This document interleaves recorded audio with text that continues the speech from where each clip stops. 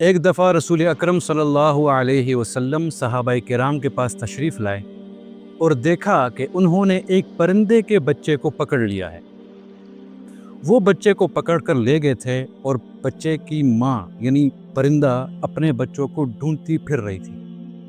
تو رسول اکرم صلی اللہ علیہ وسلم نے فرمایا، کس نے اس پرندے کو اس کے بچوں سے محروم کیا ہے، دور کیا ہے؟ اس کے بچے کو اس کی ماں کے پاس واپس لے کر چلے جاؤ۔ یہ معاملہ بہت اہم تھا، چاہے وہ جانور ہی کیوں نہ ہو۔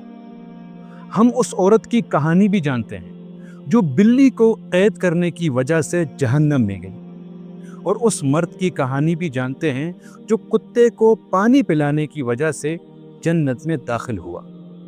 رسول اکرم صلی اللہ علیہ وسلم ایک دفعہ کہیں جا رہے تھے تو صحابہ نے آپ صلی اللہ علیہ وسلم کو ایک اونٹ کے پاس کھڑا پایا۔ تو رسول اکرم صلی اللہ علیہ وسلم نے پوچھا، یہ اونٹ کس کا ہے؟ تو ایک شخص نے کہا، یا رسول اللہ یہ میرا ہے۔ تو آپ نے فرمایا، تم اس کے ساتھ کیا سلوک کر رہے ہو؟ یہ تمہارے خلاف شکایت کر رہا ہے۔